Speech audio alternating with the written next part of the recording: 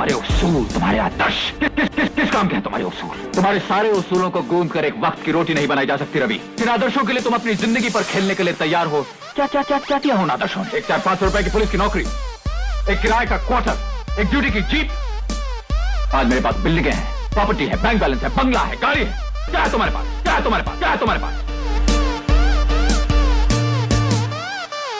मेरे पास माँ है। मेरे पास माँ है। पार नए कर्मचारियों के पास क्या है? दीवार मूवी का वो मशहूर डायलॉग याद है। मेरे पास माँ है। पुराने सरकारी कर्मचारियों के पास भी ओल्ड पेंशन स्कीम ओपीएस थी, जो एक माँ की तरह सुरक्षा, विश्वास और जीवन भर की गारंटी देती थी। नए कर्मचारियों के पास क्या है? सिर्फ एनपीएस, जिसमें ना कोई गारंटी है ना सुरक्षा, सिर्फ अनसर्टेनिटी। और अब सरकार यूपीएस लेकर आई है, जो ओपीएस जितना प्यार तो दिखता है, लेकिन उसमें माँ वाली बात नहीं। अब सरकार ने यूनिफाइड पेंशन स्कीम यूपीएस का गजट नोटिफिकेशन जारी कर दिया है। इसके मुताबिक अगर किसी सरकारी कर्मचारी ने 25 साल की सेवा पूरी की है तो उसको ओपीएस जितनी फिक्स्ड पेंशन मिलेगी। अगर सेवा 25 साल से कम है तो पेंशन सेवा के रेशियो के हिसाब से मिलेगी, जो मिनिमम 10,000 रुपए होगी। सुनने में ये स्कीम ओपीएस जैसी लग रही है, लेकिन क्या ये सच में ओपीएस का रिप्लेसमेंट है? यूपीएस और ओपीएस क्या दोनों एक जैसे हैं? सरकार कह रही है कि यूपीएस इक्वल टू ओपीएस, लेकिन एक बड़ा फर्क है। ओपीएस में पूरी पेंशन सरकार देती थी, यूपीएस में कर्मचारी की सैलरी से भी पैसा कटेगा, प्लस सरकार भी कंट्रीब्यूट करेगी।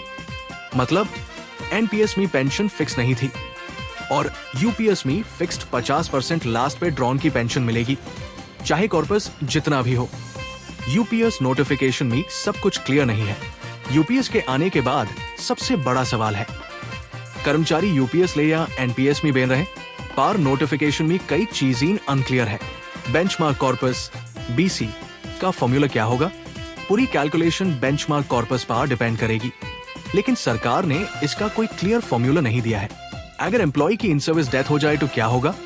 नोटिफिकेशन में सिर्फ रिटायरमेंट के बाद डेथ होने पर फैमिली को 60% पेंशन डीन की बात है, लेकिन एम्प्लॉय की इन सर्विस डेथ हो जाए तो क्या परिवार को पेंशन मिलेगी?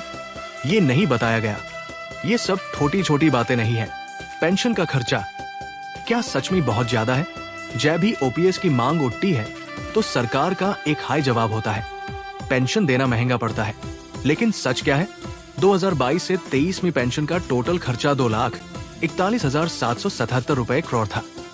24 खरब 17 अरब 77 करोड़ रुपए, यानी 24 लाख करोड़ से भी कम। ये बड़ा अमाउंट लगता है, लेकिन अगर इसे भारत की जीडीपी से कंपेयर करें तो ये बहुत हाई चोटा है। भारत की आज की इकोनॉमी $3 ट्रिलियन है। आने वाले कुछ सालों में $5 ट्रिलियन होगी। अगर $5 ट्रिलियन को इंडियन रुपीस में कन्वर्ट करें तो ये 43, 30, 12, 50, 00,00,000 होता है। अब अगर 2,41,777 रुपए करोड़ का 43, 30, 12, 50, 00,00,000 से परसेंटेज निकालेंगे तो ये सिर्फ 0.55% आता है। मतलब सरकार का पेंशन पार होने वाला खर्चा जीडीपी का आधा % भी नहीं है। सिर्फ आधा % जीडीपी का पेंशन पार खर्च होना क्या सरकारी कर्मचारियों की सेवा के लिए ज्यादा है? सरकार कर्मचारियों को धर्मा संकट में क्यों डाल रही है? सरकार एम्प्लॉइज को यूपीएस और एनपीएस का एक नया ऑप्शन दे रही है, लेकिन असल सुरक्षा तो सिर्फ ओपीएस में थी। तो फिर सरकार एनपीएस और यूपीएस का धर्म संकट क्यों दे रही है? सिर्फ एक हाई पेंशन होनी चाहिए और वो है ओल्ड पेंशन।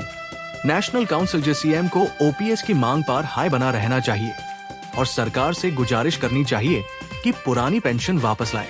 आपका क्या कहना है?